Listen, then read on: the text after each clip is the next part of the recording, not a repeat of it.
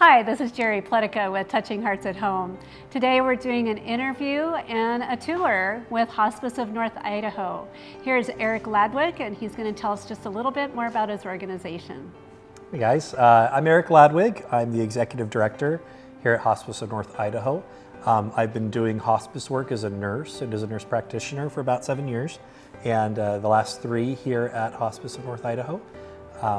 It's a beautiful work that we get to do, providing hospice care. We get to meet with people when I feel like they really need us most. And it's a very valuable and higher level work, I feel like.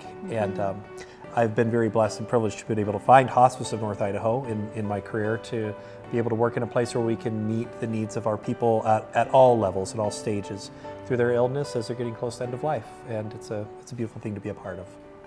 Well, I look forward to the tour, so come on, we're going to go check it out. But it was all started by volunteers, people who wow. wanted to help people as they were going through their end-of-life journey. Okay. And so that was the roots, and that's what we hang on to today. We have lots of volunteers, anywhere from 90 to 180 volunteers that come and work here at Hospice of North Idaho, providing care in people's homes, in assisted living facilities, and skilled nursing facilities, all kinds of different places. So our building here, when we built it, we designed it to be a place that felt like people are coming home. We wanted it to be a very warm atmosphere. We, picked colors and types of furniture and things like that that helped it feel like an older, kind of more traditional home setting. So we've got warm fireplaces. We have lots of sitting areas, places that are designed for people to just have some quiet and opportunities to think. And so, it's a really beautiful place in that regard. So right now we're in this front living room space with this beautiful fireplace here. A lot of people like to come here in the middle of the winter to warm themselves up a little bit. We do have some other rooms as well. We have a meditation room that we call the Wasmith room. Bill Wasmith was one of the founding members and the first president of Hospice North Idaho. We call ourselves a hospice campus. We're the only hospice campus in the state of Idaho, along with the only hospice house in the state of Idaho. And we're on 6 acres here of beautiful lawn areas, garden areas, trees, bushes, and water features. We've got a little reflection pond behind us here and a beautiful stream on the other side of the property. It's meant to be a place where people can come and meditate and be quiet, or get out and walk some steps, because when you're sitting in a building with somebody that you love who's going through a really rough time, sometimes it's nice to just escape.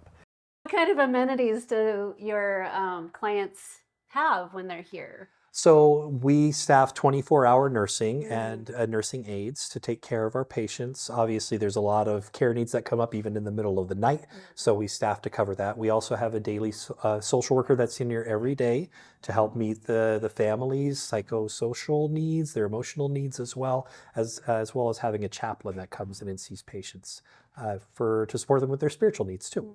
But we also have things out here. We have a dining area. The family can come out. You can see we're getting ready for Thanksgiving. We're going to be doing a big Thanksgiving meal tomorrow. But the family can come in here, and we do a soup of the day every day. They can have soup, they can have cookies, they can have coffee, water. So we do have a commercial kitchen here. We have a professional chef who comes in. We have seven days a week. We have a chef come in and prepare meals for our patients in their rooms. They can either pick from a menu, or they can ask for customized meals. We'll make whatever they want. And so that's a beautiful service. They find a lot of satisfaction in being able to provide these patients with these meals. Tell me about the beds. You were discussing some specific types of beds that Hospice of North Idaho actually is the only one in the country that has them, or something to that effect? Not in the country, but in this area. It's pretty new to this area. So we had heard a few years ago about these beds that were called the cuddle bed. So it's a bed that's a medical grade bed that's actually designed and certified to hold multiple occupants. And so we researched it, we talked to some vendors, and we found out about these beds. They're made by Humana Medical. They're called the Ook Snow All Bed, but we call them cuddle beds because it sounds a lot more, touchy-feely, which hospice people are. And but the really cool thing is these beds, they open up from a twin-size bed to a full-size bed. They're rated to be able to carry over 1,000 pounds, and they are rated for multiple occupants. And so when we have a patient who's staying in one of these beds, and they have a spouse who's here, they don't have to just sit bedside, or one of their kids or their grandkids, they can climb right into the bed with them. And we've had countless stories of beautiful experiences that these patients have had laying here in bed and being able to have the people that they love lay right there next to them.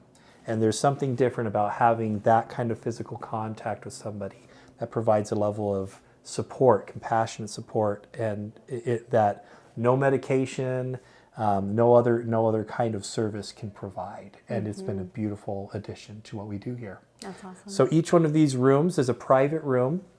They are designed in a way not to feel like a hospital, sterile and cold, but to be warm and comfortable. Each one has their own private bathroom. Each one has its own patio that goes out to a private patio area. We tried to design garden spaces around it so it felt inviting and just comfortable and a good place to be. And people love it. People love their experience when they're here. The thing that caught my eye was the quilt. It looks like homemade. It is homemade. Are they all homemade and all different in every room? We have incredible people in our community who we have quilting groups and individuals who actually make these quilts at home, and they bring them in and donate them to us. What kind of symptoms are sometimes not manageable in whatever place that they call home? So we see an array of symptoms that come up.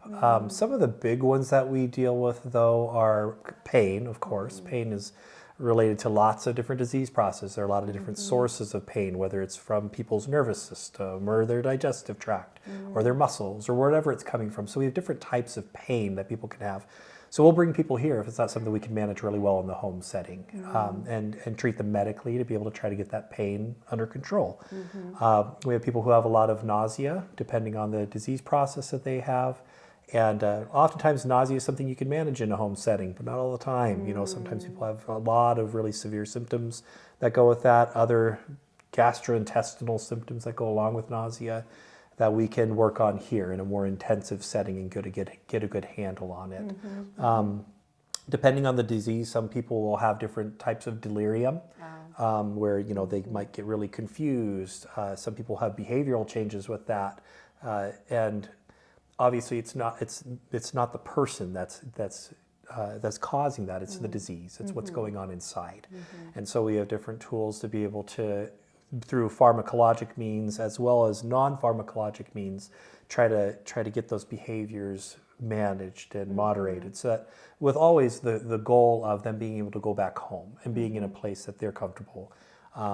But yeah, we have lots of different things that come up, and we just person by person customize and tailor their plan. Just like you would get going to a hospital, we do that here. We have our medical director, who is a board certified hospice and palliative physician. And then we have a team of nurse practitioners who support us here in the hospice house, as well as in the home settings, to be able to meet those needs at a high level and be able to customize the treatment plan and customize the care plan for these people one at a time. Okay. So as an in-home care company, what would you say, well, a couple of different questions. If I had a family member that I could maybe refer to you, what were some things that I could be looking for my care team?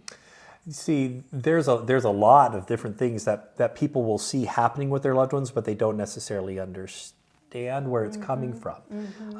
And oftentimes these changes that happen with these diseases as people get closer to end of life are slow in their progression. So you might think, hey, that's weird. Mom didn't used to talk like that, or didn't used to walk like that, or man, mom's sure not eating very much food, and it seems like her pants are a lot looser than they used to be, right?